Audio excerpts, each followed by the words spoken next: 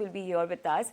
But with the rise of social media influencers, the Consumer Affairs Ministry today released an endorsement guidelines for social media influencers. Now, influencers will be fined and even be barred from endorsing products in case of repeated non-compliance of these guidelines. Social media influencers will have to shell out 50,000 as penalty if they fail to inform their viewers about paid promotions. Let's bring on board Paras Tomar, CEO and founder Stud Muffin, to discuss more on this, and we're obviously joined by Anant Ladha. But before I get into this discussion with two of my panelists, my colleague Sameer Dikshit caught up with Consumer Affairs Secretary Rohit Kumar Singh to understand the implications of these guidelines released today. Let's listen into that conversation first.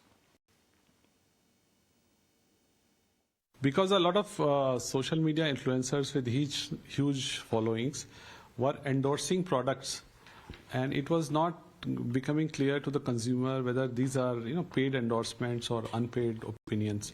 So under the Consumer Protection Act, under the Prevention of Unfair Trading Practices, there's a whole segment of misleading advertisements. Exactly. And there is responsibility on the advertisers to disclose to the public that this is an advertisement and this is not an advertisement. So since it was already prevalent on digital media and print media and radio and television, but the social media thing is new. So we thought it will be more appropriate because a lot of influencers are influencing the buying behavior of consumers by endorsing these products. More than 1 lakh social media influencers are currently what we see that they are active. Right. So what sort of do's and don'ts they have to follow in case if they are advertising through a print media or through a video medium? So what they have to follow? I think it is very simple. They just have to disclose their connection and just say that it is a paid promotion. So if it's a picture, an infographic, they just have to give that label, that is a promotion. If it's a video, then at the beginning of the video or during the video, in form of a voice or a video message, they have to say this is paid. Right, so that's what we heard from the Secretary of Consumer Affairs Ministry. But then let's get into discussion now. We have Paras Tomar also with us. Paras, hi, good evening. Welcome to the show. All right, the first question to you. The offenders will be slapped with 10 lakhs penalty, and if they continue being an offender, 50 lakh. Do you think it's enough? And also the guidelines, long awaited. What do you say? Oh my God, first mistake 50 lakhs gone, second mistake 1 CR gone, third mistake 1.5 crore gone. I'm going to get wrinkles just thinking about this today. When you think about it on the face of it, actually speaking, this seems very reasonable and very easy to do this. You put up a sponsor tag, you say this is an endorsement, which is what I think a lot of influencers are already doing. The trouble is when this began, and in fact, I think you were the first person to tell me this is happening before we came on the broadcast. Two of my very sweet influencer friends called me, were like 19 and 20, who don't understand the English part of it. Okay, and their question was, Paras bhaiya, if we are new influencers, and this is valid, when you become big influencer, when you already promoted a lot of brands, right? So an Apple or a Samsung will come to you after you've already been an influencer for a while. So their question was, to become an influencer who brands will come to, first you have to anyways make videos of showing multiple products. Now, how does one figure out that those are just you creating your fan base to become somebody who's a credibility person and not be somebody who's a product is being endorsed by? So I thought it was a very valid question, because before I started getting endorsements, I used to just randomly go to a restaurant saying, here, achha, eat here, I was using this product, eat here. So to build that credibility to the point that you actually make some money, you have to actually first show some products. Now, that's going to be one gray area. The second gray area, which I think a lot of people don't realize, is very often a brand will offhand come and tell you, we will pay you so much money to make it look like it's organic content. Now, that's going to be a tricky one very often, because the brands themselves don't like that sponsored post. And who likes a sponsored post is the influencers, because then it makes it look like we're so cool and we're so credible that brands want to put in the money. So there's a slight gray area, sorry, my voice is really bad today. If we can figure that out, it's okay. But on the face of it, it sounds reasonable. I'm using a product, I'm getting paid money to do it, and I'm saying, hey, this is a sponsored promotion. I'm trying this product, here's what I feel about it. Very often, actually, as an influencer, what happens is somebody like me will say, hey, I will take money from you to showcase the product, but my opinion on the product and how I've used it is entirely mine. But that happens when you've done it for a long time. So a lot of new influencers might actually have trouble with this.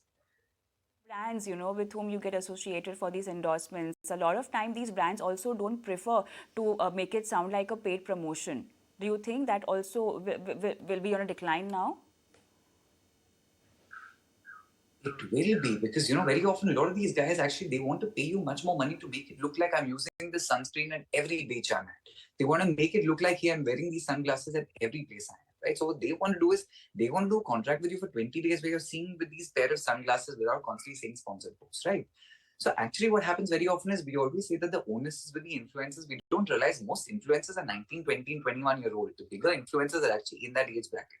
So actually, a lot of the decisions are very seldom theirs. It's actually being dictated to them by companies who don't let the influencers ever know how much clout they really have. So I think some part of this arm twisting should also happen at the end of the brands as well. So in a nutshell, if we have to understand Paras and Anant, clearly disclosures are something that needs to be placed in a manner which is very clear, it's very prominent, and something that that a subscriber or follower just cannot miss. Anant, you are an influencer, okay, and you also have a very large subscriber base and followers also. Talking about paid promotions, I mean, it gets a little more tricky when you are an influencer. How does it work in your category? I feel it is comparatively easy for finfluencer because being a finfluencer and as long as you are not recommending stocks. yeah, obviously. Plus, because whenever money is involved, I feel it is your duty to inform your subscribers because they are your family that you have taken some money to promote a particular brand. It is comparatively easy, and I think already all the big guys are doing it. Recently, even we did analysis internally among all of us that how many of are actually disclosing the complete fact. And we were astonished to find out that more than 90% of the posts which big influencers, especially in the finance category, have done, they have actually mentioned that it's a paid promotion. But I feel it will be very difficult for lifestyle and tech creators because lifestyle creators show it as their part of life that I'm using this this product. You can also use it. So there, if the viewers is completely. If suppose if I am using a sunscreen and I am telling that it's a paid promotion and see I am using a sunscreen, it might be tricky for them.